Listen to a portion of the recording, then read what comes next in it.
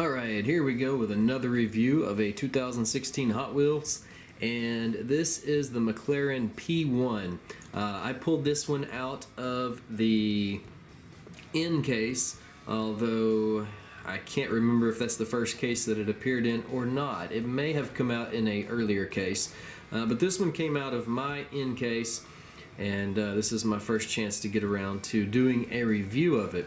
This is from the Hot Wheels Exotic series, and this was released as a new model last year in 2015. So it's making a comeback here in 2016, of course, as one from the Exotics series, and definitely fits the description of an exotic car. McLaren is a British car manufacturer, and this is a supercar. This is a supercar among supercars. This one is something else. Price-wise, these, well, you can't really get a hold of one anyways, but when they were first released, they released 375 of these. They were produced over a 2-year period, and they started at around $1.3 million if you're talking about US money. And since they disappeared so quickly, you might have to pay more than that to get a hold of one now. They later released the P1 GTR version, which is racetrack only, and it went for over $3 million, and it was only offered to owners of the P1s.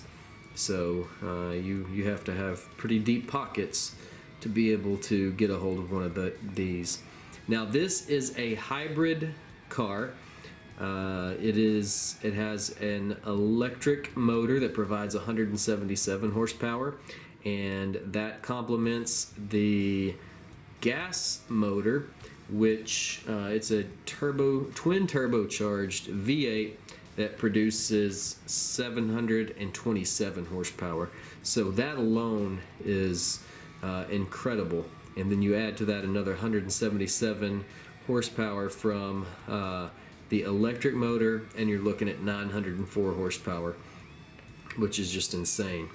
The 0 to 60 time on this car has been reported to be about 2.6, and if you electronically disable the regulator, and I don't know why you would want to, but you could approach speeds of up to 250 miles an hour if the 217 that it's regulated to isn't enough for you. But if I were to take one of these for a spin, I don't think I would get anywhere close to that. This is a rear engine car, and up at the top they have air intake, or they call it a roof snorkel, which diverts the air to the engine that's there in the rear of the car. There's a lot of carbon fiber on this one. I know the front right there, all of this is supposed to be carbon fiber. It has carbon fiber wheels, and it's got, I believe these side panels here are carbon fiber, as well as in the rear. And I don't know if this camera will pick up the detail on this, but this black, I guess it's tampo, that goes across the back, the taillight panel, I guess you would say, it's kind of textured and kind of has the carbon fiber texture to it. That was the only part on the car that I noticed had that, but it's a little bit easier to see if you can get up close to it. It may not pick up quite as well on the camera here. But there's the rear with the exhaust.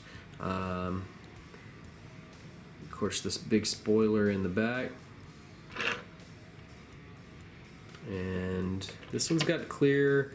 This is a clear top all the way through, even the snorkel and everything. So I personally feel like maybe that should be like black plastic, but they've left it clear so you can kind of see through there. And of course, it's got, I guess that's 2 seats there.